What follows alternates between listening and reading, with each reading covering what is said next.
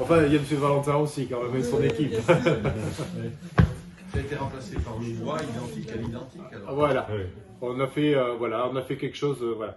Ensuite, certains avaient exprimé le besoin de faire un aménagement pour monter justement au sommet de Saint-Roch. Je ne sais pas si vous vous en souvenez, pour ceux qui étaient là lorsqu'on s'était réunis la dernière fois.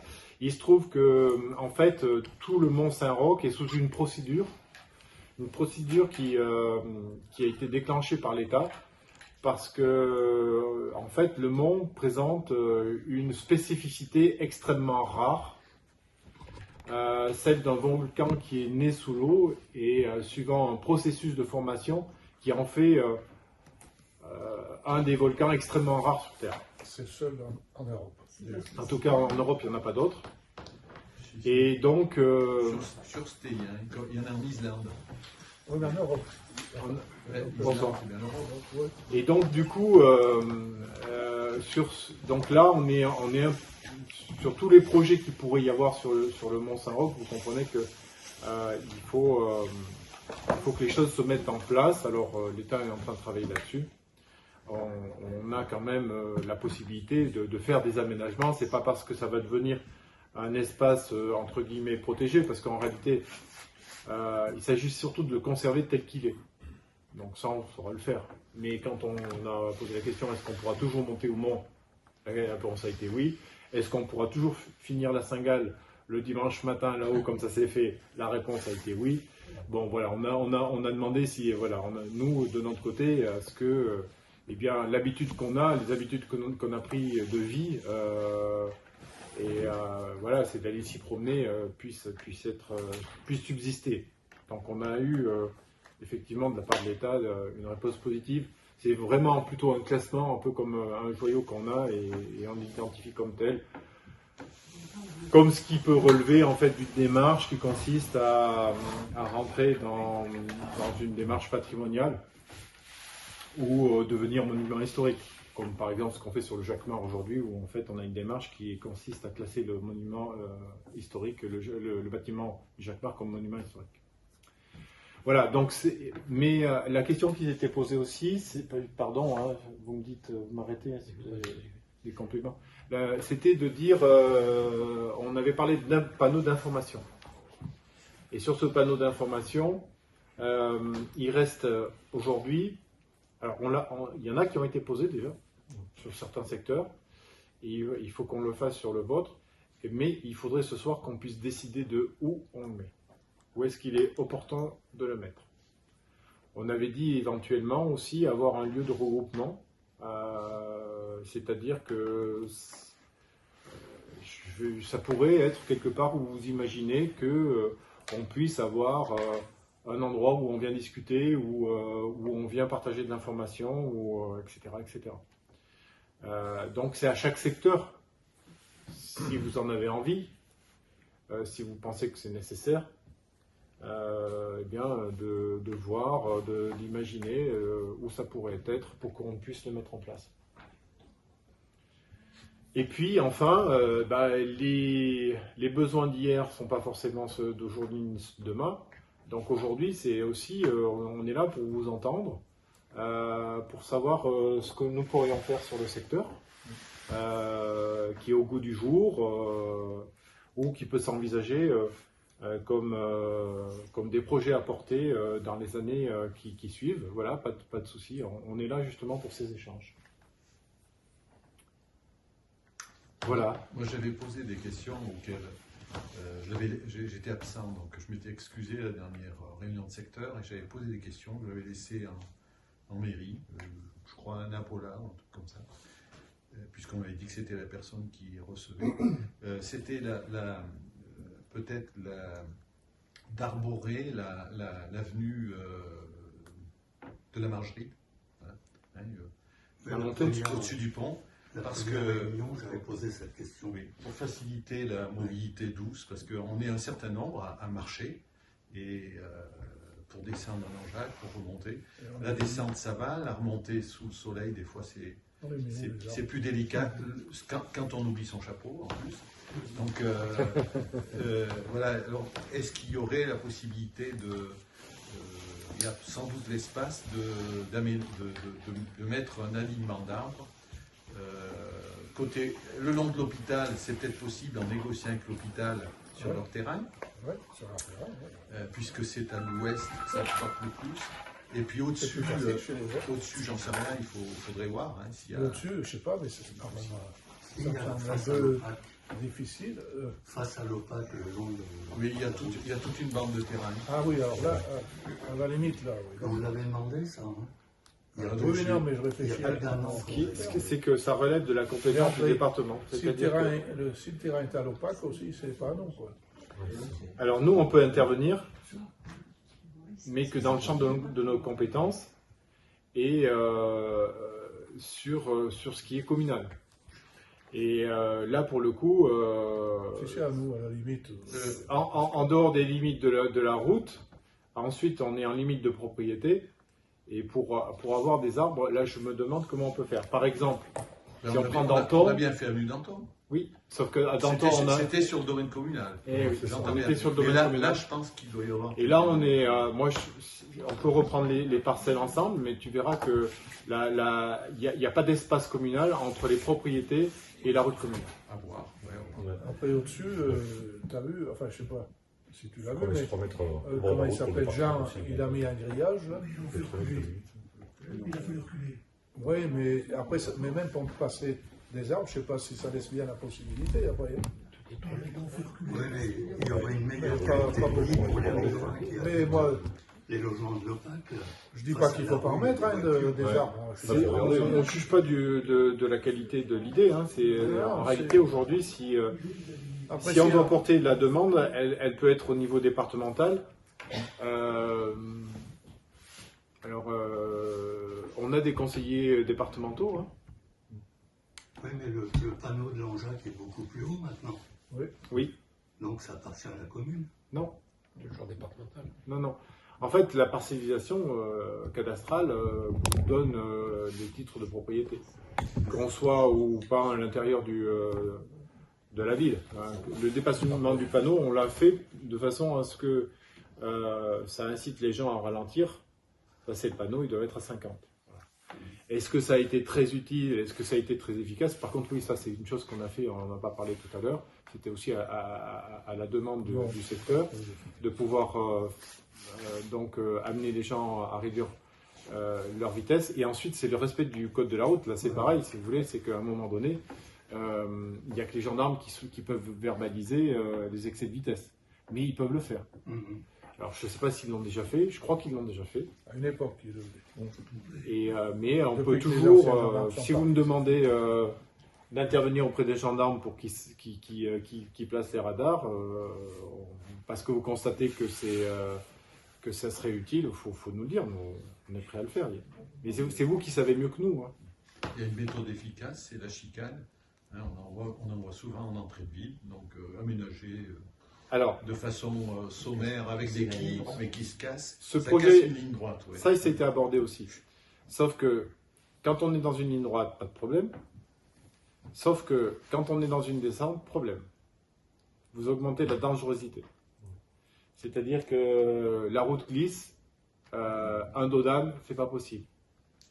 Parce que vous comprenez ce qui va se passer.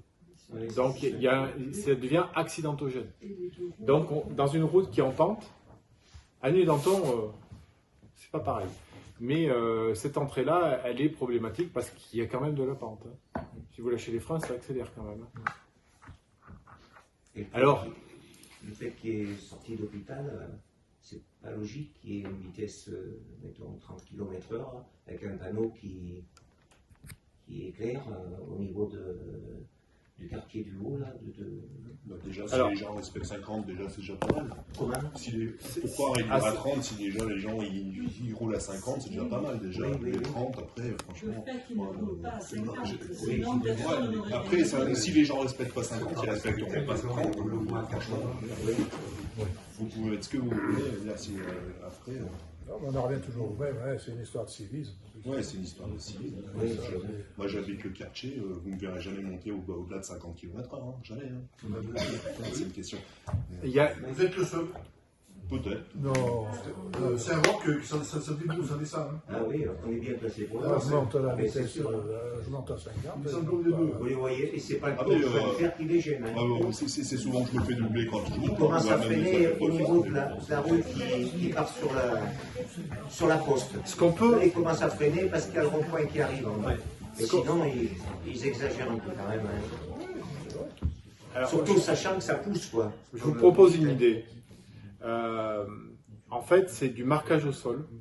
On pourrait demander au département d'avoir, par exemple, un passage qu'on appelle un passage piéton ou un passage clouté, comme vous voulez, qui se situe peut-être un petit peu avant l'entrée dans la descente, peut-être au niveau de la rue en pente qui monte, comment ça s'appelle, Jean-Pierre explique. La Costa de Bellevue. Peut-être là un passage là. Et aujourd'hui, ils font c'est Philippe, tu m'en parlais l'autre fois, hein, qui font ils font une impression en fait. En 3D, on a l'impression qu'en 3D, qu'on est face à quelque chose qui crée du volume. Et donc ça, vraiment, ça c'est plutôt pas mal, ça marche relativement bien. Et ça tout de suite, ça incite un petit peu à la prudence. Par exemple, aux rues du 8 mai. Donc on s'est fait moquer parce que certains nous ont dit oh, vous avez fait un damier, c'est fait pour jouer aux dames ou aux échecs. Et en réalité, les damiers ont leur impact. Oui, oui. Ça a un impact, il y en a deux. Et quand on y passe, Je te jure. bah, Normalement, ça devrait avoir un impact. Mais je peux t'assurer, Ça pour fait un sortir de là relief, donc tous ça les fait un jours, obstacle. Hein. il n'y en a pas beaucoup qui. et ben, il y en a quand même. Ouais. Après, vous avez des gens pour lesquels rien n'a un impact. Hein, donc Mais non, mais il faut regarder l'effet que ça a d'une manière globale, quoi. Mais on peut toujours essayer, hein, parce que qui ne tente rien n'a rien. Oui. Donc on pourrait toujours effectivement demander à ce qu'il y ait quelque chose comme ça et regarder l'efficacité. Après, il y a aussi les radars pédagogiques. Vous savez, le smiley qui sourit quand vous êtes à la bonne vitesse. Ça aussi, ça a son effet. Mais ça ne marche pas pour tout le monde. On est d'accord, mais ça a quand même son effet. Je pense qu'on a un certain nombre d'entre nous, ici présents, à lever le pied quand on voit ce radar pédagogique. On pourrait très bien demander au département aussi un radar pédagogique à cet endroit-là. Mais encore une fois, nous, on est obligé de transmettre une demande hein, dans ce cas-là. Tu peux faire des revues par le département de vitesse. Hein, Oui. Quand ça existe, hein, ils le font bien, comme ça, c'est ce qui va mieux. Quoi.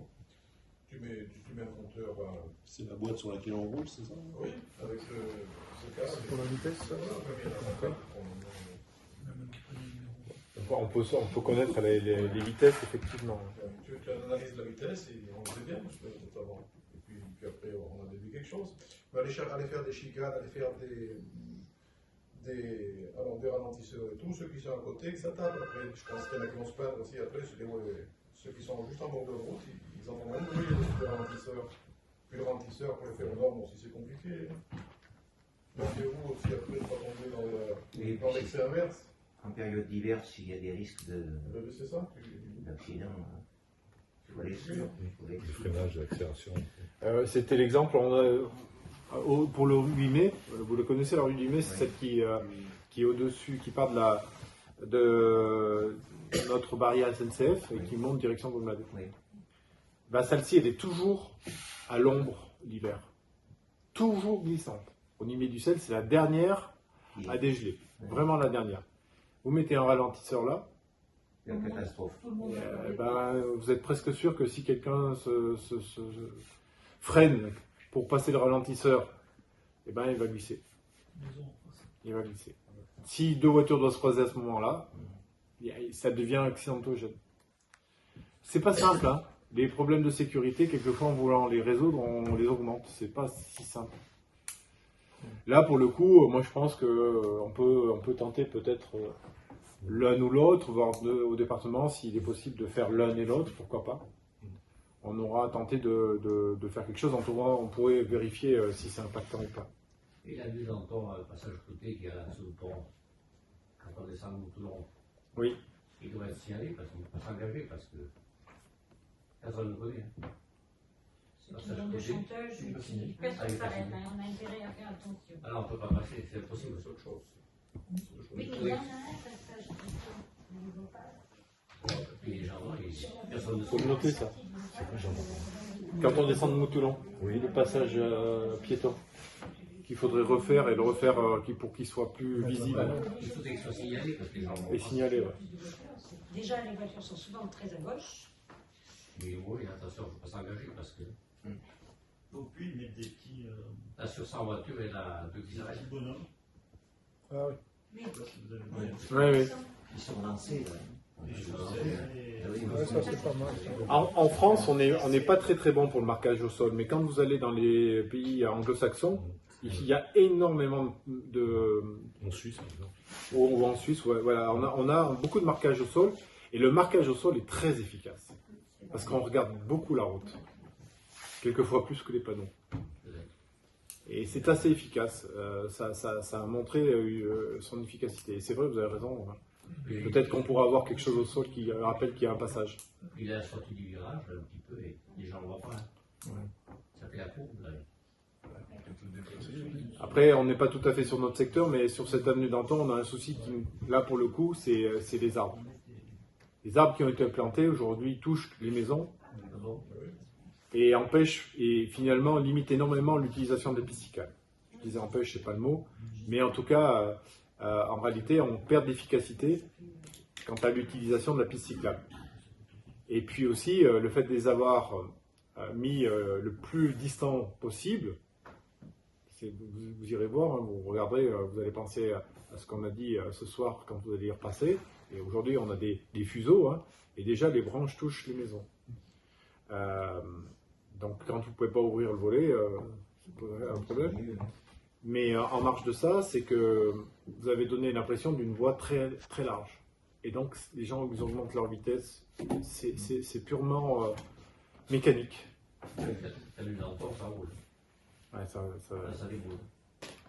Et là, probablement, à terme, on va être obligé de déplacer les arbres. Je vois pas comment on pourrait... Parce que les vélos, c'est inconfortable pour ceux qui font du vélo. Il y a des tampons partout. Donc on a tendance à dire, pas le bol, on passe sur la chaussée auto. Quoi. C'est une vraie fausse piste cyclable, c'est ça que tu veux dire. Oui, oui. Alors c'est pour dire peut-être ne pas... J'espère que vous avez pensé autrement sur l'avenue de l'Âtre. Faut sortir. Ah oui, elle ne va pas jusqu'au bout. totalement. Il faut pas souffler pour sortir de là qui sont en haut. Oui, vas-y. Saint-Roch, il y avait un bar et il est parti. Pour refaire ou Oui, il faut refaire. Ouais. il va revenir? Oui, on a refait tous les bancs à Angers. Non, c'est pas grave, je demande. On a refait tous les bancs. Ouais, tous les bancs sont été. Et on en a... Mais il est parti il n'y a pas longtemps d'ailleurs. Oui, ça fait un petit peu, mais il y en a deux. Mais Il y en a deux qui sont revenus aujourd'hui. Non, mais je parle dans le quartier, dans l'hôtel Pétain. À l'intérieur, oui. Carrément dans le lotissement. Ah oui, oui, ouais. Il faut faire partie du lot de. Oui, pour le refaire. Oui. Le départ de Saint-Roch, là. Oui. La dernière fois, vous avez dit que vous alliez le goudronner, là. En partant du panneau, là où il y a le panneau qui monte Saint-Roch, en montant vers chez moi, pour ainsi dire. La dernière réunion, vous avez dit, quand il y aura des emplois dans le secteur, on goudronnera ce petit morceau. Ah oui.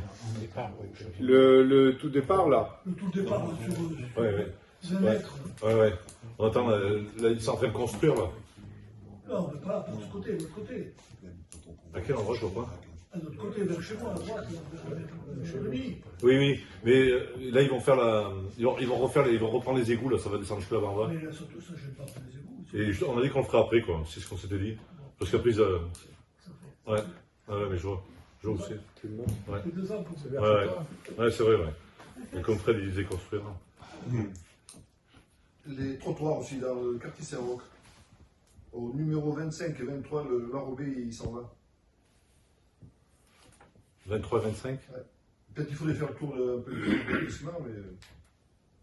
Ça a été fait avec la Robé à froid sous le précédent mandat, mais ça n'a pas tout Il ne faut pas me regarder. Moi, c'est Valon Bricher. Pose-moi ce que tu veux sur le Valon Bricher. C'est rue Saint-Roch, mais là. C'est rue Saint-Roch. C'est Oui, rue Saint-Roch. c'est rue Saint-Roch. Ah, ça a changé. C'était lotissement à Saint-Roch, c'est rue Saint-Roch, maintenant. Et oui, alors parce que vous savez pourquoi? Parce qu'en réalité, la fibre oblige chacun d'entre vous à avoir une fibre. Une fibre par entrée. Et les gens qui posent des fibres, s'ils n'ont pas un numéro de rue, ils ne peuvent pas faire d'adressage spécifique de la fibre à chacun. Donc, obligatoire. Sinon, on ne peut pas... eux, en fait, ils sont obligés de gérer ensuite des fibres et des milliers de milliers. Donc, c'est obligatoire si vous ne l'avez pas. S'il manque des numéros, on fait des numéros bis, mais il faut absolument avoir une identification d'adresse avec un numéro. Oui.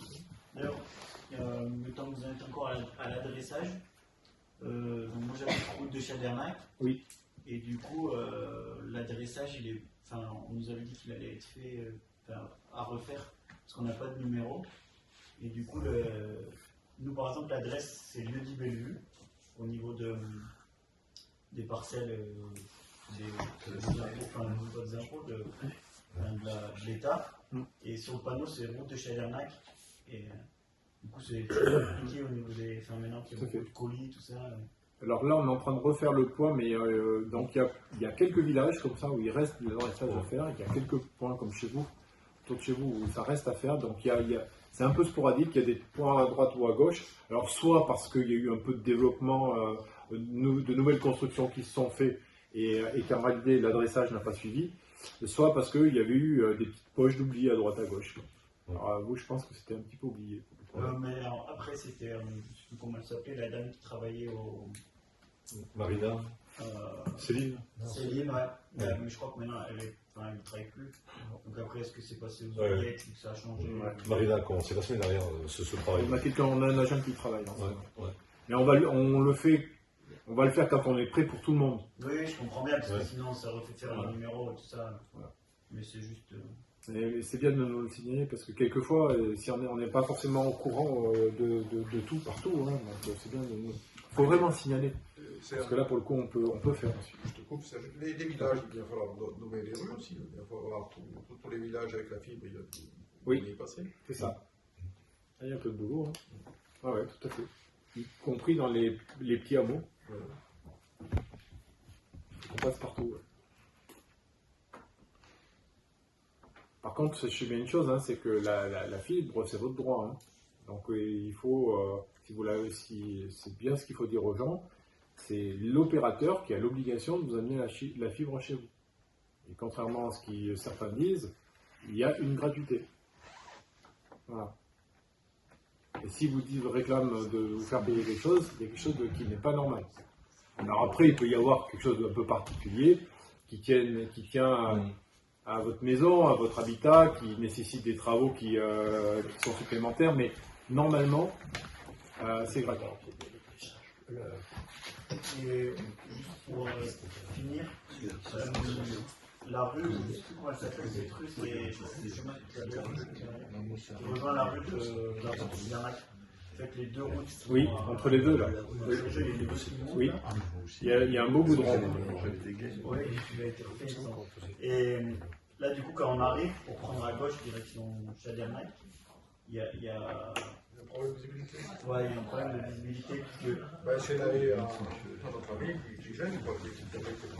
Alors, on l'a eu la nouvelle route. Mais je sais qu'en bas, là, maintenant, c'est super, il y a un miroir qui a été mis dans un virage. Il va bien celui-là. Ouais, il peut y en avoir un aussi là. Là, c'est dangereux parce que là, c'est la haie c'est vers chez M. Bosselot. Oui. On va le noter. Le problème, c'est que il y a beaucoup de circulation là, pardon. Le problème, c'est quand tu tournes sur Chadernac, c'est un problème. Moi, si ça m'arrive d'y tourner, c'est un peu difficile, quoi. C'est difficile de retrouver. C'est que ça, en fait, ça arrive, il y a beaucoup de circulation. Et en plus, ça arrive vite. Ça arrive vite. Alors vite, je ne sais pas s'ils arrivent à 40 ou à 50, parce que quand on est statique, une voiture qui arrive à 40, on a l'impression qu'elle arrive toujours vite. Exactement.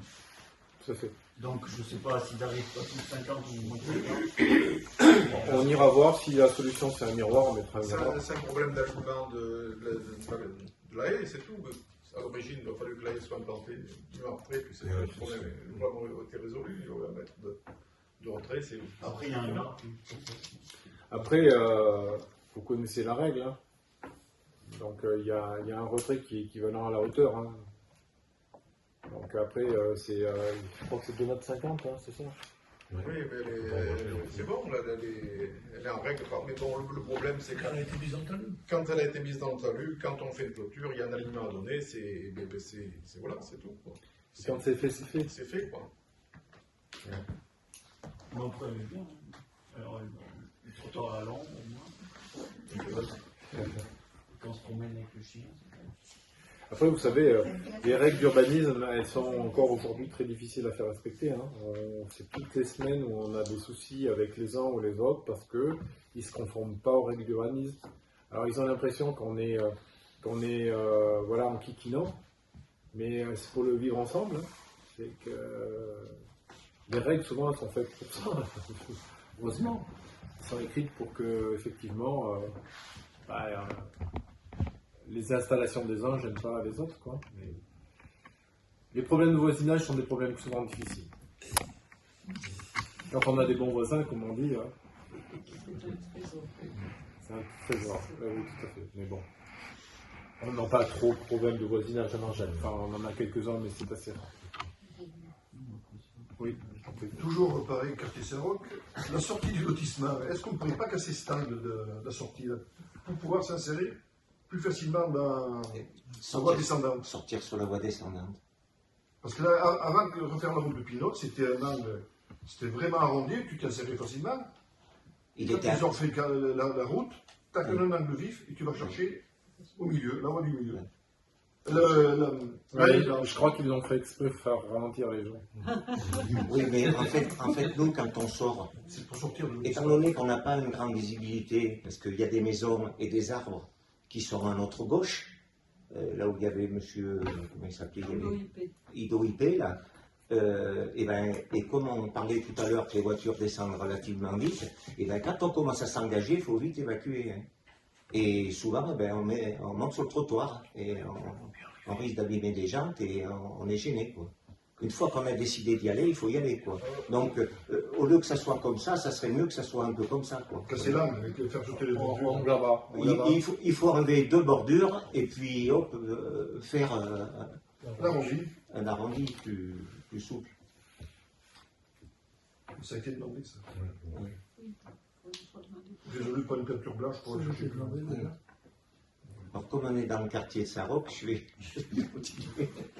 C'est fini, je ne demande plus rien. J'ai une question. Non, mais on est là pour ça. Attention, demander c'est une chose, obtenir c'en est une autre. Ah oui, demander. Non, mais vous savez quoi, en fait, d'abord on se rend sur place, on regarde si c'est dans l'intérêt général de tous, si ça gêne pas quelqu'un de faire ceci ou cela, s'il n'y a pas de problème de sécurité ou des nuisances, on parlait de bruit tout à l'heure, etc. Donc après ce qu'il y a, c'est que le travail qu'on fait là, on le note, et on reviendra devant vous en disant, voilà ce qu'on a pu faire, mettre en place, voilà, ça on l'a pas fait parce qu'on l'a programmé peut-être dans quelques mois ou l'an prochain, parce que ça peut se mettre, ça peut se coordonner avec d'autres travaux, et on vous donnera des explications en face du pourquoi ça a été fait ou pas fait. Parce que dans ce cas-là, comme dit Michel Tubizol, c'est pas une question d'aller trop vite ou passer vite, c'est une question surtout d'évacuer au plus vite. S'insérer plus facilement. Sortir tout de suite, s'insérer plus facilement sur la route principale. Voilà. Ah oui, je comprends. Comme c'était là. Voilà, comme c'était là. Voilà. Ça a été refait quand, ça? Avec la route de Pinol. D'accord. Oui. On avait demandé justement que ça soit comme c'était avant, mais on dit que ça tire plus vite.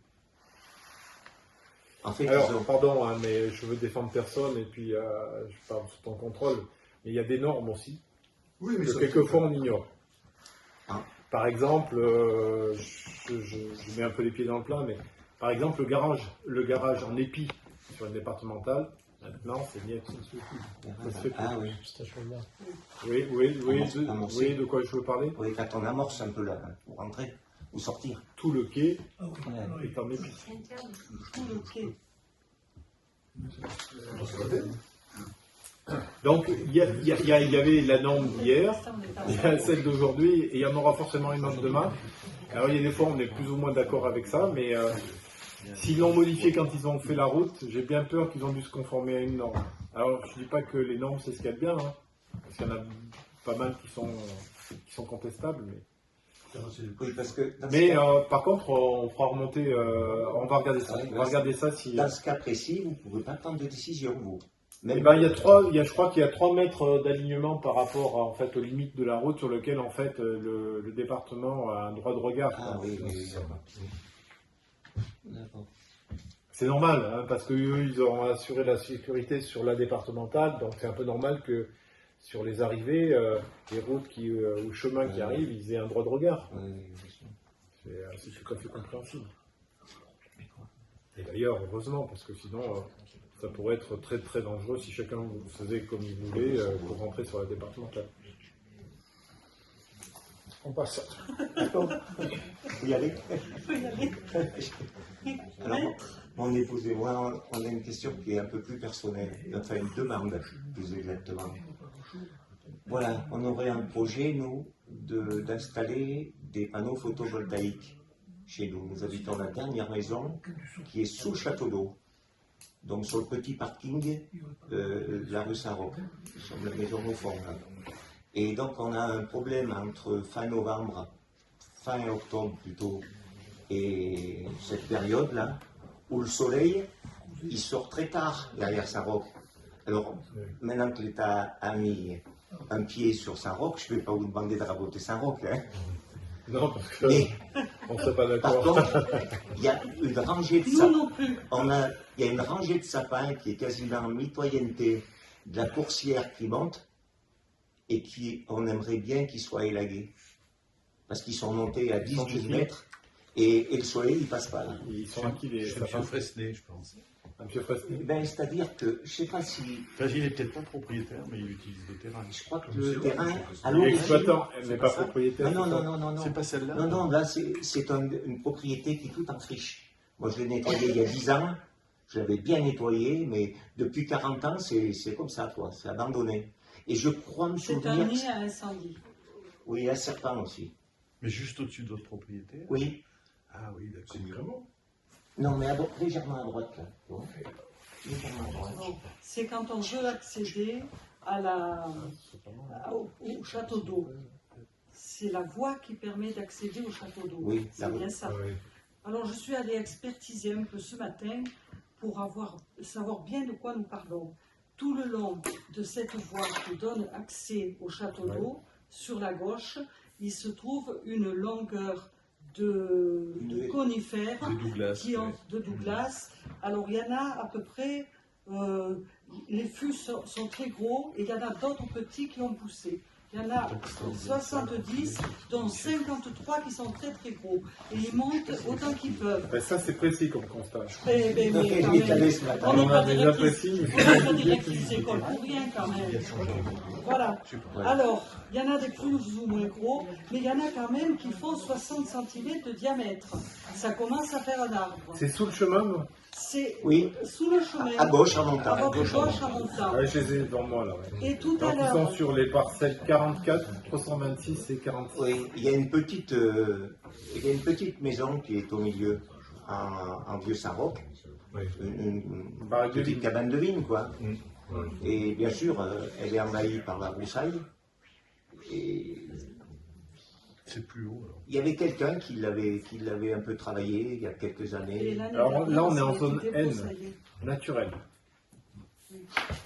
Donc, difficile d'aller contre le fait qu'il y ait des arbres en zone naturelle. Oui, mais on ne peut pas les élaguer un peu, les empêcher de monter plus haut, parce que moi, le soleil... À moins que vous soyez propriétaire ou que vous ayez une influence sur le propriétaire et qu'il veuille bien le faire. Le propriétaire, il va falloir le retrouver, celui-là. La commune n'a aucun pouvoir là-dessus. Mais par contre,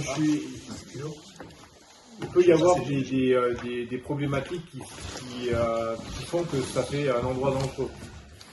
Par exemple, s'il y a un incendie là, nous, notre maison, il y en a une partie qui va fondre. Hein. Ça va chauffer, hein, parce que moi, il y a l'angle de la propriété, donc où il y a des broussailles à 6-7 mètres de haut. qui arrivent à ma propriété, quoi. Nous, ce qu'on peut faire, c'est inciter le propriétaire à entretenir son terrain. C'est-à-dire qu'effectivement, on peut lui envoyer un courrier en lui disant qu'il est responsable en cas d'incendie, si le feu devait se propager, etc., etc. Ça, nous pouvons le faire, mais lui demander de... Parce que nous entretenons... Détecter les arbres, on n'a pas l'autorité pour lui demander quoi que ce soit. Madame Carlet, qui était propriétaire. Et cette Madame Carlet, elle avait une maison qui s'est vendue il y a quelques années Au Carrefour des Capucins. Au Carrefour des Capucins. Cette grande maison sur la gauche, là. Et elle est décédée il y a très longtemps, bien sûr. Ouais. Et là-haut, c'est resté toujours comme ça. Je crois que c'est un monsieur de Siog qui est propriétaire. Alors, si on arrivait à avoir cette adresse pour pouvoir déjà prendre des contacts. Ah ben, l'adresse, on peut l'avoir facilement. Hein. Il ne faut pas qu'il y ait un incendie, parce qu'il y a un incendie là. Vous venez à la mairie, on peut vous donner l'adresse et le nom du propriétaire. On aura des soucis. C'est public, ça, on n'a pas de problème. Marina. Marina. Elle a accès au cadastre. D'accord. Oui. Et diverses campagnes de vignes qui sont sous le lierre et autres, est-ce qu'elles doivent être conservées, améliorées, restaurées, disparaître, valoriser ces terrains? Parce que là, tout à l'heure, vous parliez de points précis qui pourraient faire des lieux de vie un petit peu. Et cette plaine-là, qui est en dessous du château d'eau, aussi bien que le sommet du cratère, que ce qu'il en reste tout du moins, peuvent faire des endroits, et peut-être même de l'autre côté, assez sympathiques pour partager des pique-niques ou faire, selon ce que la loi permettrait de faire éventuellement, mais ça fait des points d'appui. En réalité, c'est réglé par le droit de propriété. Donc, quand vous êtes chez vous êtes chez vous, vous avez le droit d'entretenir ou pas votre bien. Et que ce soit pour votre maison, votre, je sais pas, votre jardinet ou pour votre maison de vigne. Ça relève du droit commun et on peut, voilà, si le propriétaire décide effectivement d'abandonner la maison de vigne. Il ne se rend pas compte, le propriétaire, que pour l'instant c'est une situation qui peut devenir. Enfin, c'est pour ça que le dialogue, dans ce cas-là, permet à chacun d'ouvrir les yeux. Alors, aujourd'hui, on a ça dans beaucoup d'endroits. Je crois que personne ici présent n'aurait pas une idée en tête d'un lieu semblable. Cela étant dit, aujourd'hui, le coût des travaux de réfection sans avoir d'usage du bâtiment, parce qu'avant, ces maisons de vigne étaient d'usage, c'est-à-dire qu'on y mettait de l'outillage, souvent, pour entretenir ou pour faire la vigne, pour entretenir les terrains. Donc il y avait une utilité que de l'entretenir ou d'y faire des travaux. Aujourd'hui, malheureusement, ces cabanes sont devenues sans usage, même si elles représentent un patrimoine verniculaire important, intéressant, etc. Après, ça relève, comme je vous disais tout à l'heure, du droit commun de chaque propriétaire de faire ou pas des travaux. On en a malheureusement qui s'écroulent, on en a même des très belles qui s'écroulent. Vous avez des sponsors? Oui, il y en a des belles. Je suis preneur, il n'y a pas de souci. Oui, puisqu'on parle de où en est la procédure de modification du PLU. Madame parlait des cabanes de vigne, on a un certain nombre de propriétaires qui sont concernés par ça, justement, qui souhaiteraient entreprendre des valorisations, je t'en ai déjà parlé, et décoincer au niveau PLU. Donc j'aimerais savoir où est-ce qu'on en est au niveau de la procédure de modification que vous êtes en train de lancer, si j'ai bien compris. Oui. Alors, recadrer simplement, le plan local d'urbanisme, qu'on appelle PLU, a été rédigé il y a combien de temps? Je pense qu'il doit y avoir une douzaine d'années, si mes souvenirs sont bons. À cette occasion-là, donc, il y a eu un travail qui a été fait et des règles qui ont été tout ou en partie redéfinies. des règles, mais pas que des règles, il y a aussi des zonages. Tout à l'heure, je vous parlais de zone N, naturelle. Et donc, vous avez un classement de zone qui fait que c'est constructible, ça l'est pas. Et derrière ce classement de zone, il y a évidemment une réglementation qui s'applique. Et puis, c'est une sorte de millefeuille, parce que vous avez ensuite une zone de protection, vous avez les 500 mètres de rayon autour de notre collégial qui fait qu'on rentre dans un domaine qui est là à préserver, protéger, avec des règles qui sont encore plus strictes, etc. Au demeurant, vous, sur Saint-Roch, vous êtes quelquefois en partie touché par la règle des 500 mètres, mais vous êtes aussi touché par l'effet du zonage. Et donc, on a vu des choses incohérentes, impensables, où des propriétés sont coupées en deux par un effet de zonage, où vous aviez un droit d'urbaniser que vous avez perdu par le fait de cette nouvelle zone. Des aberrations. Une maison coupée en deux. Vous imaginez, c'est le cas pour certains d'entre vous. Donc, pour aller... Ça existe depuis longtemps, comme je viens de vous le dire, et une procédure de révision de PLU est très longue.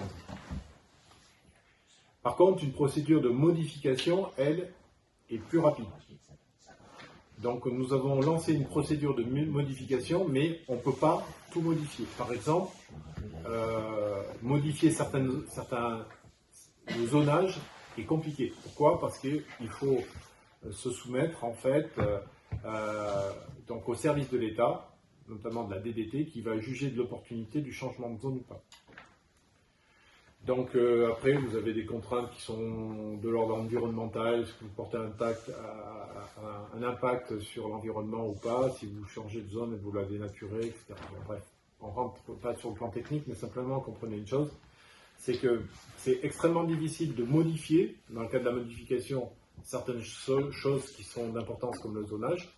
Ça sera plus facile de le faire sur des règles qui sont, par exemple, vous devez absolument vous installer votre maison en bordure de la voirie.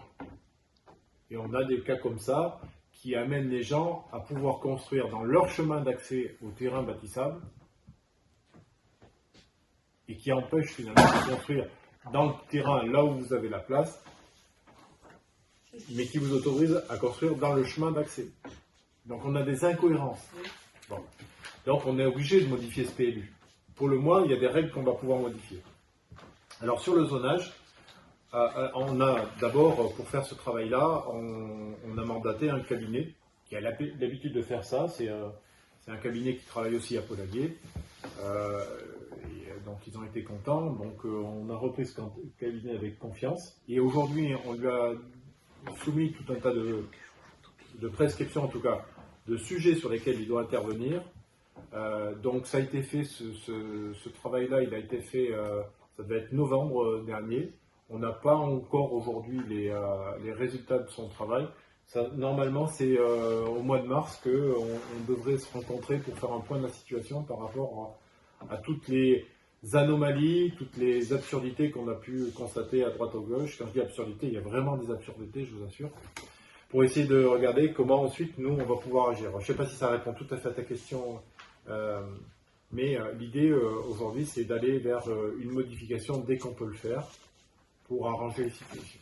Ben, disons que si la modification permet de régler certains points, oui, mais si on ne peut pas, c'est quelle étape suivante? Est-ce que vous passez sur une révision qui, comme tu le dis, est beaucoup plus longue, contraignante, etc., pour sortir de l'ornière un certain nombre de dossiers qui, comme tu viens de le dire, ont été classés lors de révision du poste, essentiellement c'était un poste en 2011. Il y a des choses qui sont des plus du bon sens. Je l'ai souligné déjà. On a des maisons qui ont complètement disparu d'un zonage de zones constructibles et qui se trouvent sur des zones N, donc des aberrations folles. Alors, si la modification n'est pas modifiée, est-ce qu'on va vers une révision qui permettra de régulariser un sujet qui est quand même très pénalisant pour un certain nombre de propriétaires? Dans la mesure où la modification, comme je vous l'ai dit tout à l'heure, est plutôt un palliatif qu'un correctif, en réalité, on le fait parce qu'on peut le faire plus rapidement et donc répondre à un certain nombre d'entre vous rapidement. Sachant qu'il reste des problèmes à résoudre, on ne va pas attendre pour s'engager dans une procédure de révision. On n'a pas de bonne raison d'attendre, si on constate qu'effectivement on ne peut pas aller au bout. Donc je pense qu'à l'issue, parce qu'on ne peut pas lancer les deux en même temps, on est d'accord? Donc à l'issue de la phase de modification, derrière, nous, on enchaînera, même si c'est pas nous, peut-être nos successeurs, ou on ne sait pas qui succédera à la gouvernance, mais au moins ils auront une démarche qui sera lancée au plus tôt. Parce qu'on aurait aimé avoir effectivement cette démarche lancée plus tôt, mais voilà. Donc là, on essaie, pour répondre à tes questions, on fait une sorte de modification, et l'idée c'est tout de suite rentrer en révision. Derrière, c'est un coût important, hein. C'est un très gros coût, mais on va s'inscrire dans une durée qui est longue, donc on l'amortira sur la durée, quoi. C'est pas négligeable. Mais attention, une révision, c'est très impactant parce que c'est toute la commune qui est concernée. Donc c'est un travail, c'est un très très très gros travail. Et donc ça nécessite, parce qu'on passe partout. C'est un travail de fourmi, hein. Vraiment. Donc nous, l'idée, c'est de dire, ben voilà, après on regarde comment on peut enchaîner derrière avec un plan de révision, comment on le planifie. Mais bon, on va quand même essayer de tirer sur la corde au maximum pour arriver à faire bouger les lignes. Parce que c'est aussi, la modification, c'est aussi, si vous demandez beaucoup de choses, ils vont vous dire, mais c'est pas une modification qu'il faut faire, c'est une révision. Normal. Les services de l'État, ils ont un raisonnement qui est logique et tout à fait respectable. C'est de dire, là, vous nous en demandez trop. Ça ne peut pas être une modification, vous comprenez? Là, on pense qu'on peut être, peut-être, sur cette ligne-là, on a un curseur qui peut-être nous permet d'entrevoir la possibilité de résoudre la plupart des problèmes. Voilà. Si au demeurant, après, il nous en restait quelques-uns, ça serait pas trop grave, pas trop impactant, ça serait différent. Donc, un point de situation qui sera fait, voilà, normalement, début du printemps, là, et en espérant qu'on puisse avancer voilà, dans les mois qui suivent derrière, avec quelque chose d'assez avancé pour septembre, octobre. C'est qui le cabinet qui travaille là-dessus? Je me souviens plus de son nom. Je cherchais pendant que je vous parlais tout à l'heure, je ne l'ai pas en tête. Ouais. Précédemment, c'était le cabinet Sycomore qui intervenait sur le projet depuis de longues années. Ouais. Après, bon. Ils ont vieilli aussi. Certainement.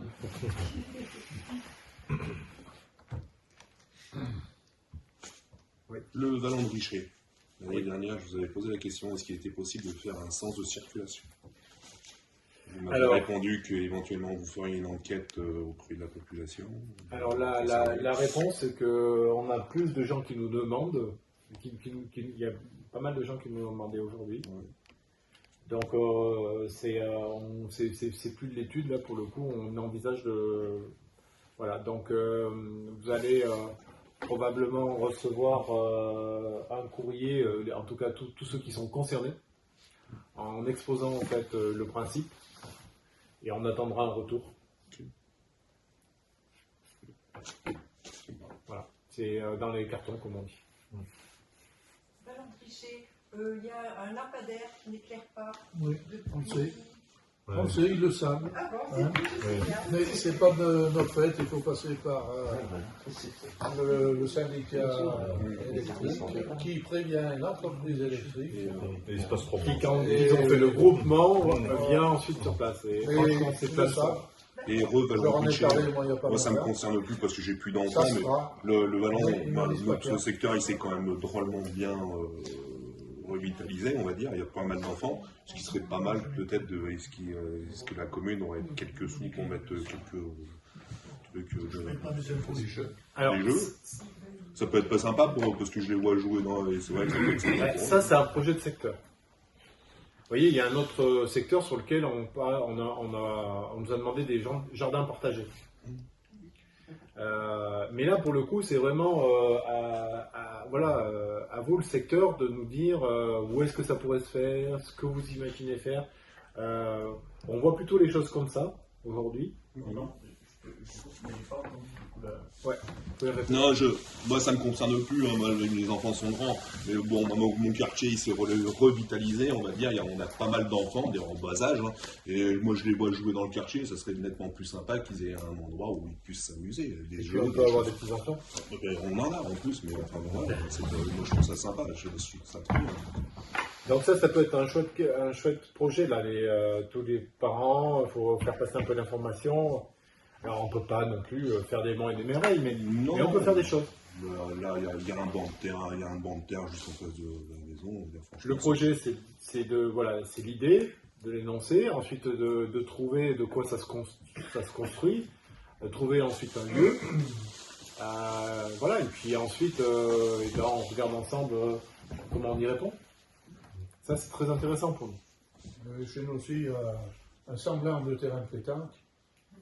Vu quand tu as acheté une belle machine pour réserver, ça serait bien que tu passes un peu là-haut, tu leur dises de passer un peu là-haut et de remettre un petit peu de sable.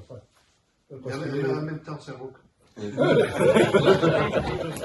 savais pas que ça existait. Justement, c'est un peu. Non, mais c'est vrai. Non, il y a plus d'herbe que de sable. Mais c'est ça. Il y en a certains qui seraient contents. Pas moi, je joue pas. Peut-être que je m'y mettrais si c'était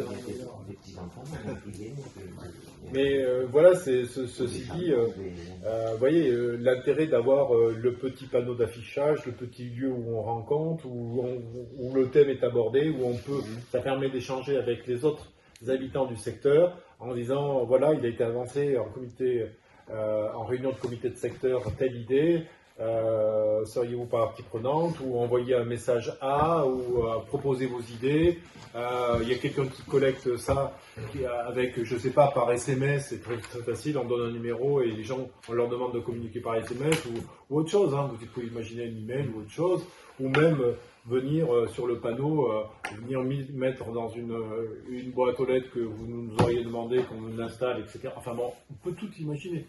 Mais on aimerait bien que ce soit vos idées qui soient mises en place plutôt que que les nôtres. Vous exprimez un besoin localement, c'est intéressant de pouvoir y répondre.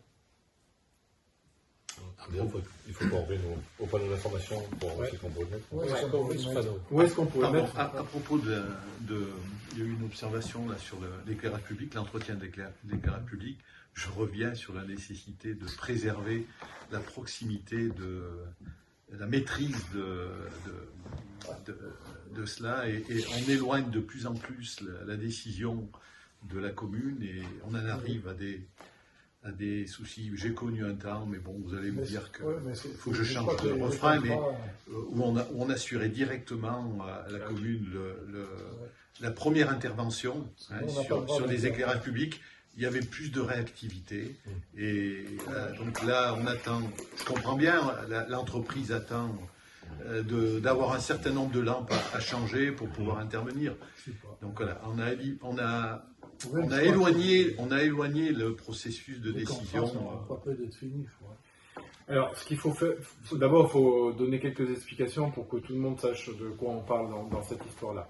Notre éclairage public, sur notre éclairage public, nous avons donné une délégation de compétences. C'est-à-dire qu'on demande à une institution, c'est ce qu'on appelle le syndicat, c'est le syndicat d'électrification de la Haute-Loire. On a donné à ce syndicat, en fait, une délégation qui consiste finalement à nous demander et à eux d'exécuter. Sauf que, vous comprenez que, comme toute institution, en réalité, aujourd'hui, ce syndicat ne représente pas que la commune de Langeac, mais l'ensemble des communes du département. Ça fait beaucoup. Hein. Et donc, ils ont une remontée de besoin énorme. Vous imaginez le volume qu'il y a à passer. Et tout ce qui est énorme devient lourd et lent, par définition. Et c'est ce que tu disais tout à l'heure, c'est que là, on perd en efficacité, malgré la bonne volonté des uns et des autres. Hein.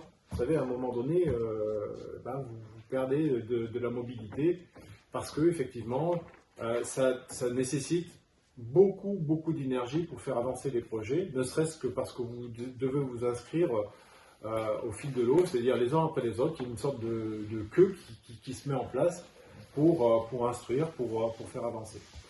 Et là, on est dans une phase où tout le monde, toutes les communes, remettent en cause leur système d'éclairage. Et oui, toutes, et tout en même temps. Vous allez dire mais pourquoi? Je ne vous raconte pas l'histoire. Donc, ce qui veut dire qu'aujourd'hui, c'est encore plus difficile que ça l'était à une époque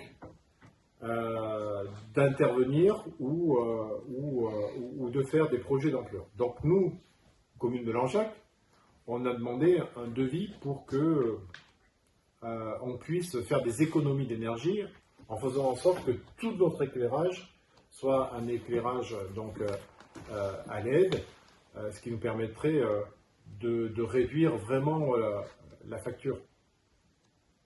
Donc, quand on fait ça, on a fait une expression demande au syndicat. Le syndicat, donc, lui, ensuite, va transmettre la demande et va regarder, ensuite, va demander un devis à une entreprise qui est installée là.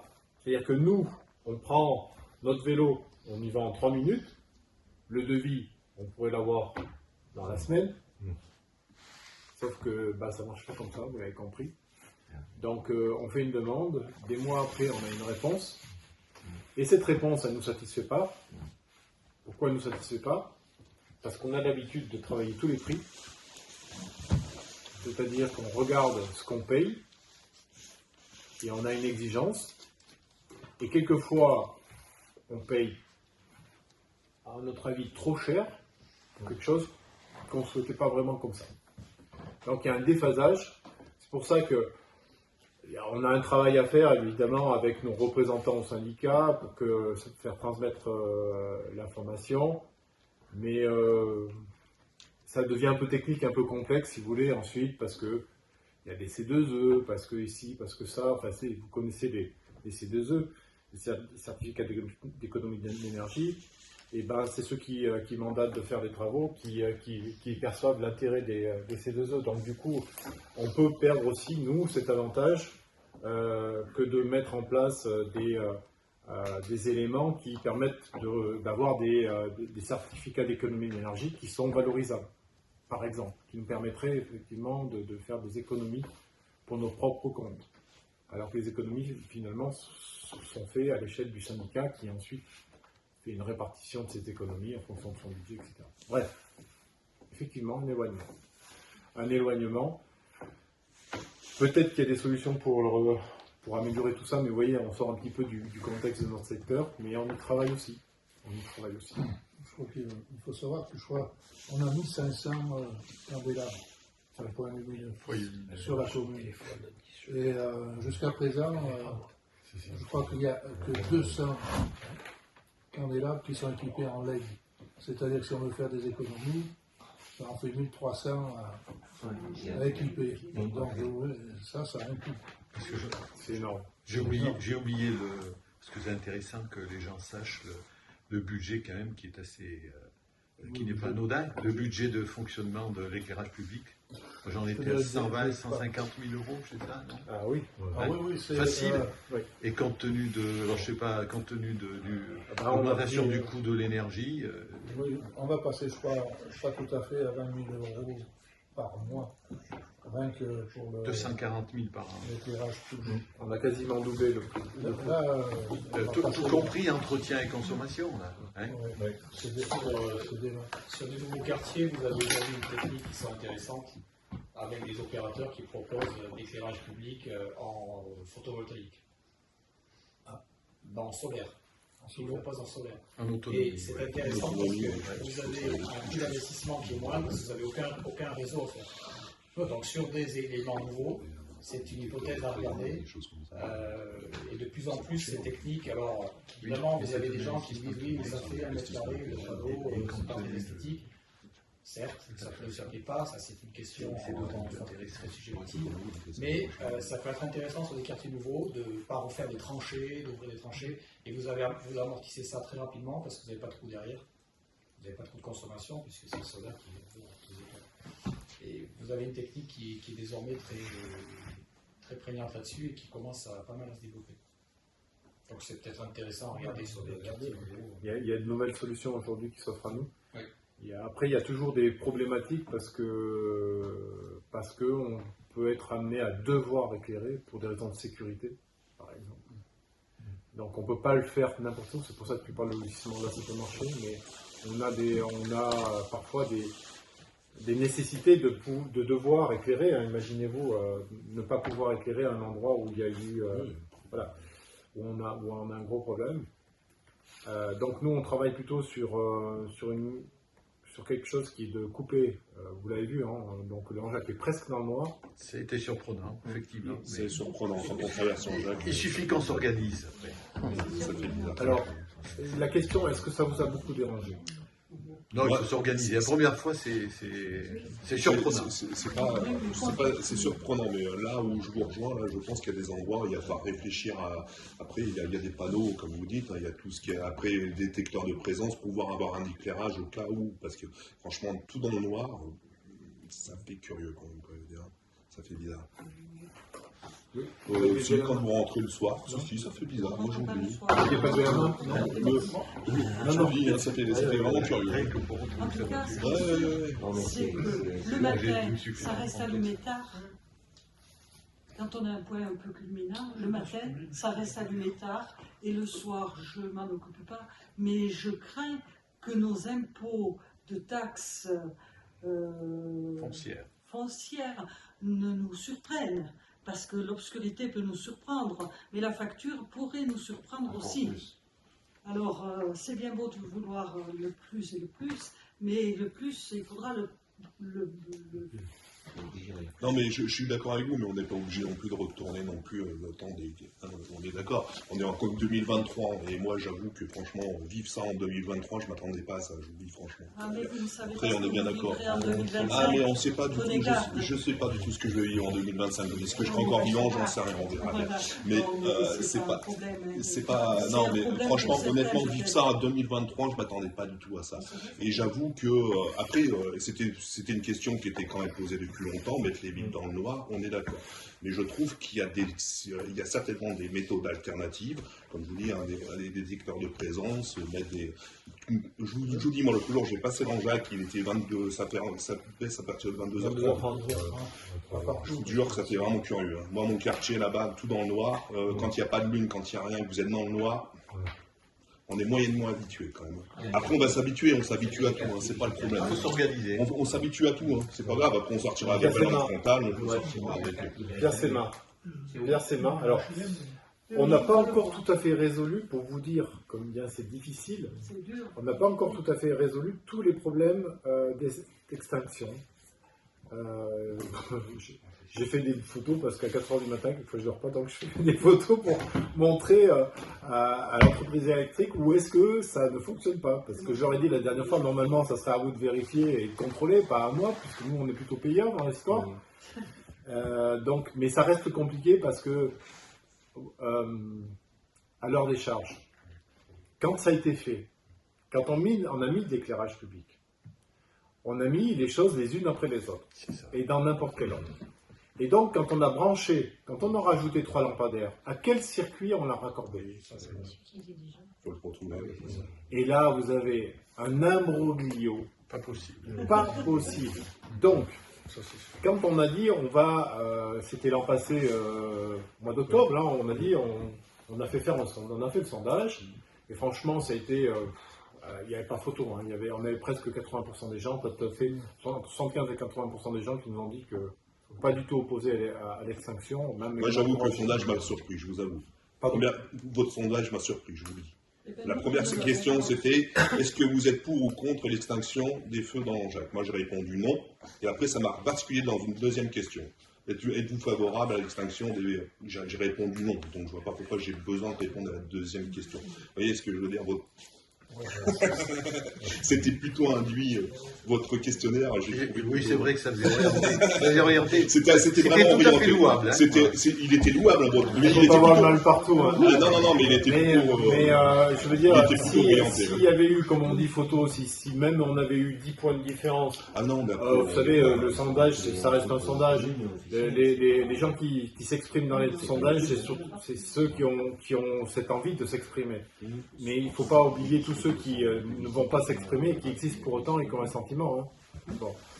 Donc, mais là, c'était très massif. Non, mais après, on est bien d'accord, c'est dans l'air du temps. À un tel point que aujourd'hui, on nous dit l'inverse. C'est-à-dire, on nous dit, mais attendez, ça brille encore là. Hein. On se fait gronder parce que ça n'est pas éteint partout. Vous avez signé pour... Oui. Non, mais c'est normal. Mais on préfère les gens qui nous signalent que ça brille pas. Ça nous évite de nous lever à 4h du matin. Oui. Justement, j'ai fait des photos pour prouver qu'il y a des choses qui brûlent pendant des nuits entières. Mais dans un quartier... Alors attention, parce que quelquefois, on a aussi des gens qui... On pense que c'est municipal, mais ça l'est pas. C'est l'OPAC.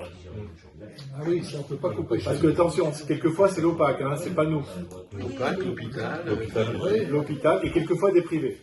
Alors le maire pourrait demander avec un arrêté, effectivement, ça se fait dans certaines villes, où on pourrait amener tout le monde à éteindre. On l'a pas fait, personne ne me l'a demandé de le faire. Après, il faut garder bonne raison dans tout ça. Mais par contre, sur les commerces, ça me pose question, je dois vous avouer, parce que vous donnez un avantage à certains par rapport à d'autres. Donc je préférerais que tout le monde soit traité de la même manière, et donc il n'est pas impossible qu'on ait un arrêté qui arrive là, qui dise que tous les commerces doivent éteindre aussi leur vitrine. On est je pense que ça suit aussi une logique, hein. C'est des économies d'énergie, pas simplement personnellement, particulièrement, pas uniquement communal, ni intercommunal, c'est national, je préfère. Donc, ah non, je suis absolument pas contre. Mais bon, les réflexes se sont pris maintenant, je pense. Hein. Un éclairage raisonné. Je suis pour un éclairage raisonné, pas contre l'extinction. Attention, ne me faites pas dire ce que j'ai pas dit. Après, c'est pour ça aussi qu'on avait demandé à ce qu'il y ait une expression concernant les horaires. Vous vous souvenez ? On avait dit, est-ce que vous souhaitez que ça soit tôt ou tard ? Et en réalité, là aussi, c'était plutôt extinction tôt. Hein. On était surpris par ça. On s'était attendu à ce qu'on nous demande que ça reste allumé tardivement, mais pas du tout en fait. Hein. Parce qu'il y a le système aussi du bail. Eh bien, probablement. C'est le sentiment général qui se dégage de ça, c'est qu'effectivement, les gens se sont dit à partir d'une certaine heure, il n'y a plus vraiment d'intérêt à laisser tout allumer. Oui. Moi, je me pose la question comment c'est avec le soleil. Parce que par exemple, en ce moment, ça dégage des économies. C'est les horloges. Les horloges. Les horloges, c'est pour ça que ça a une Il y a une meilleure déclenchage du traitement et étape qui par exemple à 23h. Alors, parce que c'est un peu peut-être personnel, mais c'est un peu collectif, mais je sais que par exemple les horaires du foyer de Langeac qui emploie quand même un certain nombre de personnes, ils finissent à 22h30 et du coup ils se retrouvent dans le noir au moment d'aller à leur voiture. Alors, la programmation, elle se fait avec des horloges, c'est un peu mécanique, si vous voulez, c'est la petite horloge qui tourne et quand elle passe devant le curseur, ça va couper un contact. Ou agir sur un contacteur, bref. Par contre, il y a quelque chose qui peut être réglé effectivement avec l'heure du soleil et donc aussi sa période dans l'année. Janvier, c'est pas pareil que juin, évidemment. Donc, ça s'appelle donc une horloge astronomique.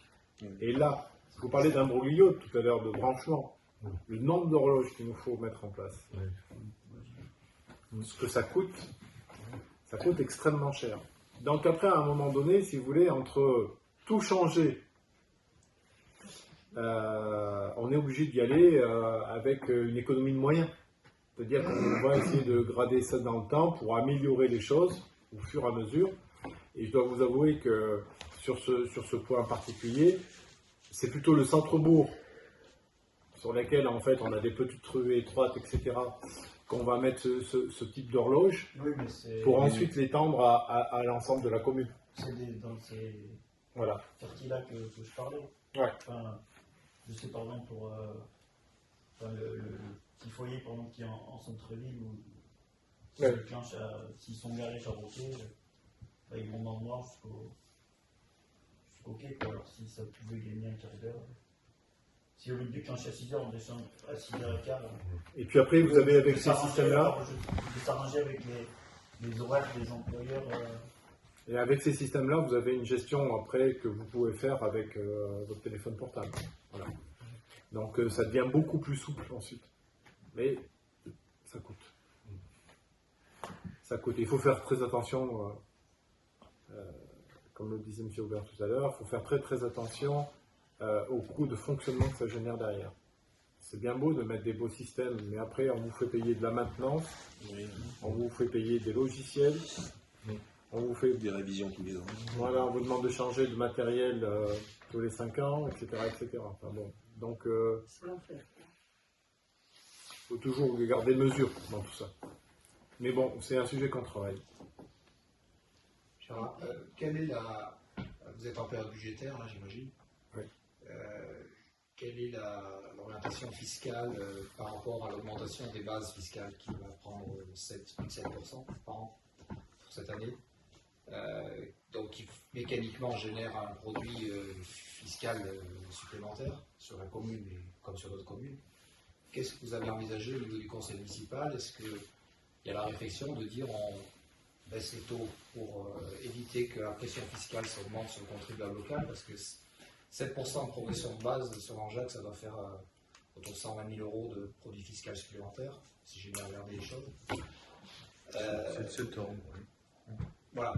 Je ne sais pas si les débats sont ouverts là-dessus, si ça fait partie on sort évidemment du quartier, hein, mais d'une façon générale, on a déjà pris 3% l'an dernier, qui n'est pas lié à l'Anjac, hein, c'est national. Ça fait 10% en 2 ans d'augmentation de base fiscale, en sachant qu'on n'a que la taxe foncière. Voilà. Les jours de débat, et peut-être pour des réunions futures, je ne sais pas, mais voilà. Alors, c'est une question à laquelle je vais tenter de répondre.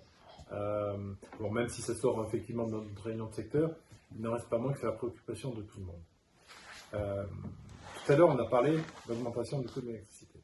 Et déjà, quand on vous a parlé de plus-value de ce on avait dû régler pour l'année qui vient de passer sans avoir la ressource, parce que bon, c'est pas l'expert financier que je vais apprendre quoi que ce soit, mais il faut imaginer que quand même, là, on est parti, on va dire, avec un budget en début d'année, en disant, on se projette sur une augmentation, on l'avait fait quand même, mais pas à ce niveau-là.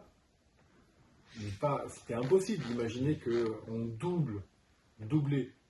D'ailleurs, entre nous, petite parenthèse, c'est inadmissible. Inadmissible. Rien ne justifie ça.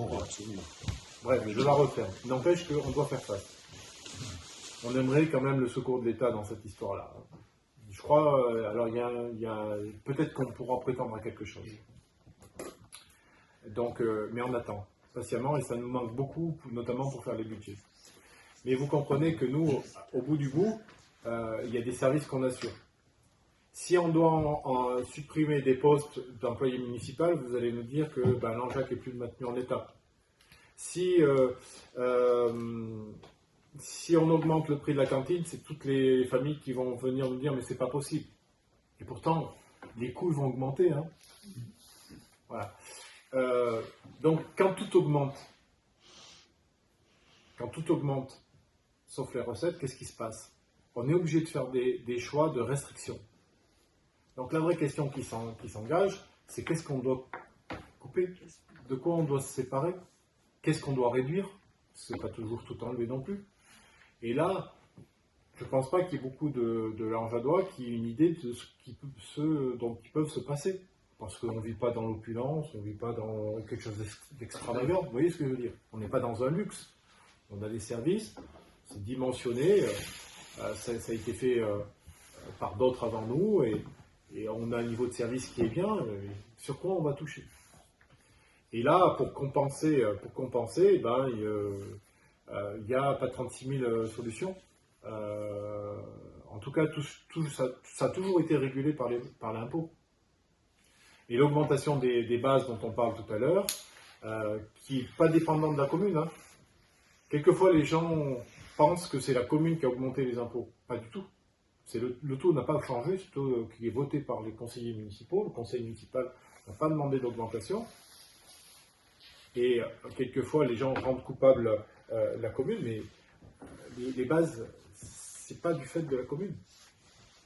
C'est un indice, en fait, qui augmente, comme augmente l'inflation, aujourd'hui, en ce moment. Donc, ce train-là, dont tu as parlé tout à l'heure, il existera, et effectivement, il y aura une augmentation.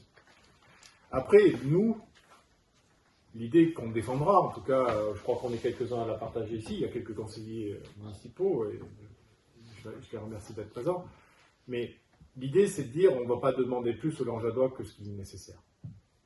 C'est vraiment, on va regarder voilà, jusqu'où il faut, jusqu'où on peut baisser, en fait, voilà, si on doit avoir une compensation quelconque, voilà, à quel niveau on se met pour ne pas demander plus aux Langeadois que ce qu'ils ont fait jusqu'à maintenant. Alors après, l'exactitude, vous ne l'obtiendrez pas, mais l'objectif, c'est de dire, voilà, aujourd'hui, on a cette pression-là, donc on a tel et tel service en face, d'accord? Qu'est-ce qu'on fait? Voilà. À titre d'exemple, quand la piscine a fermé, en tant que président de la communauté de communes, j'ai demandé à la commune qu'il y ait une diminution de vos impôts. C'est-à-dire que comme il n'y avait plus de services qui étaient assurés, vous avez eu une diminution de l'impôt. Si vous regardez bien, vous avez eu une diminution de l'impôt, effectivement.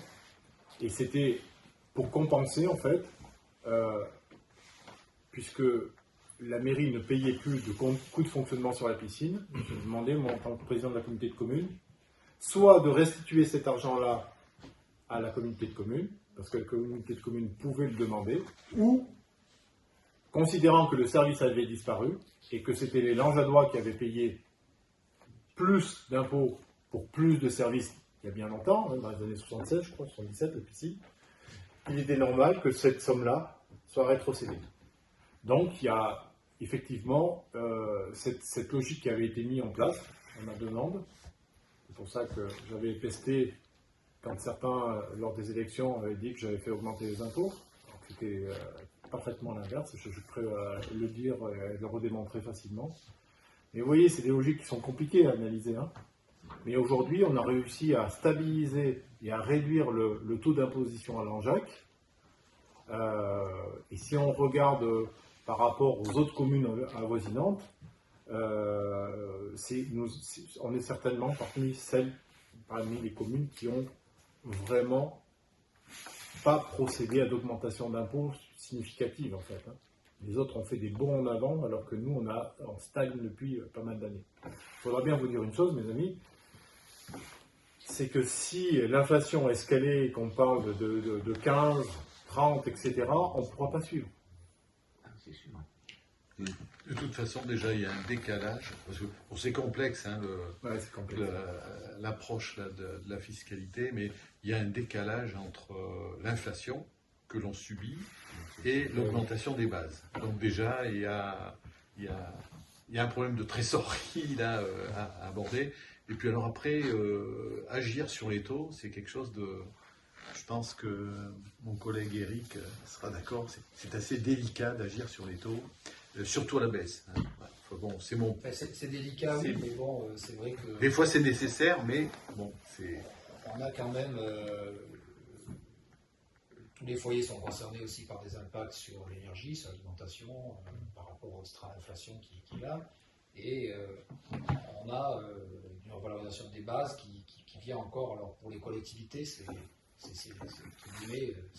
bénéfique, hein, on va pas cracher sur des recettes qui sont là, en plus décidées par l'État, parce que comme a dit le maire, hein, c'est pas la commune qui décidera d'augmenter sa fiscalité cette année, c'est l'État qui est national, mais 7,1%. Mais tout ça mis bout à bout, on peut s'interroger pour savoir s'il y a des marges de manœuvre qui permettent de d'alléger un peu cette pression fiscale avec, quand c'est possible, parce que ça n'est pas toujours, généralement, ça dépend des dépenses et des recettes, comment est-ce qu'on peut alléger la facture pour le contribuable local qui aura pris plus 10% d'augmentation de sa taxe foncière en 2 ans, indépendamment de la décision du conseil municipal. Donc c'est un fait. Je dois vous avouer aussi que nous, il nous tarde que la microcentrale soit en route. Vous avez vu que les travaux en ce moment, c'est en train vraiment d'évoluer, parce que c'est une perte sèche importante pour notre collectivité. Et donc, depuis que nous sommes arrivés, en juillet 2020, au lendemain de l'élection, on a dû faire face en fait à ce problème-là, la perte de recettes, parce que la microcentrale était dans l'incapacité de fonctionner. Elle n'était même pas réparable. Donc du coup, dans cette situation-là, depuis, on tire la langue. C'est comme si nous avions baissé les impôts en devant assurer toujours le même niveau de service. Donc effectivement, on a dû faire très très très attention à toutes les dépenses qu'on a pu faire jusqu'à maintenant pour ne pas toucher au service. Alors, la microcentrale doit être mise en route d'ici la fin de l'année. Voilà, c'est très bien, c'est prévu comme ça. Je ne vous dis pas qu'on n'a pas eu quelques aléas, parce que franchement, comme sujet à chagrin, on en a eu pas mal. Notamment, les derniers en date, c'est que quand on a trouvé des obus, premier obus, je vous assure, quand on m'a dit, je passais à midi, j'avais fini le travail du matin, il était midi et demi, je passe sur le chantier et je demande au gars, je le salue, je leur dis tout va bien, et il me dit, non, on a trouvé une bombe, on a tout arrêté. Mais j'ai cru qu'il plaisantait. Mais il m'a fallu 5 minutes pour qu'il arrive à me convaincre qu'il y avait bien effectivement un obus. Et quand j'ai vu qu'il l'avait manœuvré, accroché en fait à la grue, mais là j'ai dit mais c'est pas possible. Mais au lieu, ils auraient dû, vous comprenez que je suis aussi responsable de la sécurité sur le territoire, sur la commune. Et quand j'ai vu qu'il l'avait manipulé, là j'ai eu une sueur froide. Et ça c'était le premier obus. Mais il y en a eu un deuxième. Non. Donc on a pris du retard, ça a été compliqué. Voilà, on a eu quand même pas mal de soucis. Je ne vais pas revenir sur ce sujet-là, mais surtout ce qu'il faut comprendre, c'est que cette microcentrale, elle est essentielle pour l'engin. C'est ce qui permet d'alléger la facture pour les Langeadois. Produire de l'énergie, c'est très important. C'est la raison pour laquelle on s'est lancé dans un schéma en fait, d'amélioration et de production d'énergie renouvelable, donc notamment avec de l'extension de nos réseaux de chaleur, et un plan sur le photovoltaïque, toiture et sol, qui sont aujourd'hui en étude. Personnellement, je m'en réjouis. Je voulais vous le demander. On n'en est qu'à la phase où aujourd'hui, pour tout vous dire, c'est que on fait appel à certains prestataires pour d'abord avoir les renseignements qui sont nécessaires pour ensuite réunir la commission, discuter des retours d'informations qu'on a, des opportunités qu'on a, etc., etc. Donc c'est un travail qui est entamé. L'idée, ça serait de mettre des panneaux photovoltaïques au sol, donc à Chambaret, un terrain que vous connaissez bien. Mais c'est pas tout à fait aussi simple que ça à aborder, c'est très technique même. Et puis en mettre aussi sur nos toitures. Donc on a notamment notre gymnase et sur des ombrières aussi, puisqu'on a pas mal d'aires de stationnement, et qui permettrait d'alimenter notamment le centre aqualudique, et qui serait couplé par un autre générateur qui serait porté par la communauté de communes, de façon à travailler en autoconsommation, parce que ce qui est intéressant aujourd'hui, c'est pas de vendre, c'est d'autoconsommer. Et comme ça, on pourrait travailler sur nos coûts de fonctionnement de la piscine, ça nous permettrait d'atteindre nos objectifs concernant l'équipe fonctionnement. Vous voyez, donc il y a beaucoup de choses qui corrèlent. D'accord. Ça bouge. On ne reste pas sans rien faire. Ça bouge, ouais, ça bouge pas mal. Ça bouge. On est sur tous les fronts. Voilà, je ne sais pas si vous avez d'autres questions. Il n'y a plus de quartier, à part Saint-Roch et Vallon de Richet.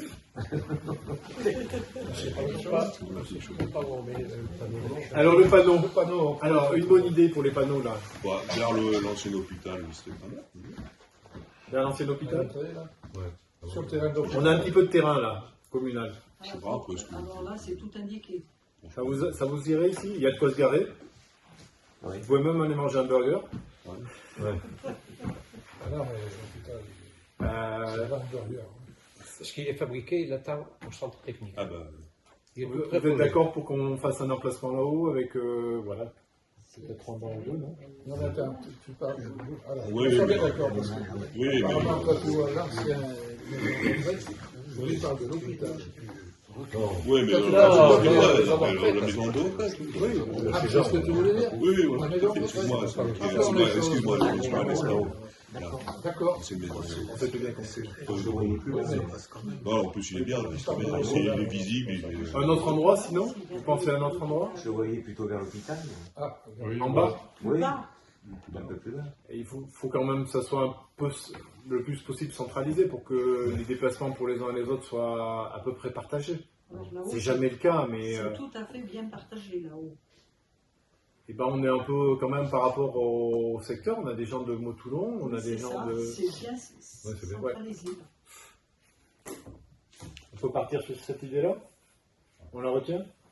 Eh ben allez, c'est parti. Bah écoutez, il ne me reste plus qu'à vous remercier. Merci à vous. Oui, dis-moi. C'est pas sur le café Saint-Roch, c'est sur l'ensemble de la commune au niveau de l'entretien des chemins communaux qui suite aux orages, suite aux motos, sont un peu dégradés, pas mal, je crois. Alors je sais pas si... Ça m'arrive de faire des coupes d'eau de temps en temps sur certains, mais je ne peux pas faire d'eau, je vais faire miracle. Alors je ne veux pas défendre les motards, mais si on veut faire le constat, le diagnostic de pourquoi les chemins sont abîmés, j'ai bien peur que ça soit les derniers à passer. Forestière, il y a beaucoup de choses. Mais oui, en réalité, pour ce qui est des chemins forestiers, personnellement, je les ai fait à pied, en vélo et pas en moto, malheureusement. Mais il y en a quelques-uns qui méritent effectivement de faire des coupes d'eau, mais on n'est pas dans une logique aussi qui est d'élargir les chemins. Non, mais je ne te parle pas d'élargir, je te parle d'entretenir au minimum, si tu veux, parce que tu en as certains. Moi. Alors, il faut reprendre le travail qui a été fait dans le comité de secteur village. Ouais. Donc, il y a un plan qui est établi là, où on dit sur quel chemin on va intervenir. Donc, ça a été fait par le secteur village, qui a dressé un certain nombre de priorités par rapport... eux, ils connaissent les usages, hein, donc du coup, ça a été plus facile d'essayer pour mettre en place ce qu'on devait faire en premier, en deuxième ou en troisième. Donc c'est surtout des coupes d'eau qui sont nécessaires aujourd'hui, qui n'ont pas été faites depuis un certain temps. Si tu veux, à partir du moment où les coupes d'eau sont plus faites, les chemins ils sera vide. Bien sûr. Le problème, c'est qu'il ne faut pas... Alors après, on a des coupes d'eau qui sont faites, mais on a les gens qui avaient l'habitude de prendre leur voiture, qui pèsent parce qu'ils ne peuvent plus passer parce que la coupe d'eau est trop profonde. Mais je vous le dis tel qu'on le reçoit. Hein. Ensuite, on a les VTT qui se cassent la figure. Bon, bref. Mais bon, on gère. Après, il y a coupe d'eau, on sait faire des coupes d'eau aussi. Le conseiller municipal du coin, là où il en a fait quelques-unes avec son monoscopique, parce que, bon, il n'était pas obligé de le faire, mais il en a fait quelques-unes. Mais bon, c'est pas suffisant, parce qu'il y a trop d'orniérage, si tu veux. Le chemin qui va à l'estival, là, il y a une partie qui est catastrophique. On a fait aussi beaucoup de pistes qui n'existaient pas avant. Et qui font descendre l'eau très très très vite dans toutes les pentes qu'on a. Donc plus on fait de pistes et plus on en a à en entretenir, et après il faut regarder l'exploitation qu'il y a aux alentours. Donc voilà, on avait l'habitude d'entretenir des chemins à une largeur de 7 ou 8 mètres, et je peux vous citer des exemples, et pas qu'un seul. Donc ça c'est fini, j'ai dit, on passe pas des heures et des heures de tracteur quand c'est pas nécessaire. Voilà. On va préserver le... Alors, faire un strict minimum pour préserver l'état des chemins, qu'on ne demande pas la lune. Mais je pense qu'au niveau, à ce niveau-là, on est, à mon sens, on peut en discuter avec les agents, parce que les agents qui font le travail le savent mieux que nous. Et après, il y a le temps qui fait son œuvre. Hein. C'est-à-dire qu'effectivement, il suffit d'un gros orage pour tout vous mettre, pour défaire tout le travail qui a été fait. Hein. Donc ça, on est un peu dépendant de la météo. Alors avec l'année de sécheresse qu'on a eue, les chemins ne se sont pas trop dégradés. Non, mais c'est vrai, c'est une réalité. La sécheresse a fait que les pistes ne sont pas trop dégradées. Voilà, en tout cas, merci beaucoup à tous. À bientôt.